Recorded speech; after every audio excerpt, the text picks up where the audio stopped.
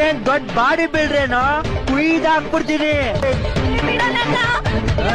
ಮೈಕೆಟ್ ಮೇಲ್ ಕಟ್ಸಿದಂತ ಸುಮ್ನೆ ಮೈಕೆಟ್ ಮೇಲ್ ಕಟ್ಸಕ್ಕೆ ನಂಗೆ ತಿಟ್ಟಲ್ಲ.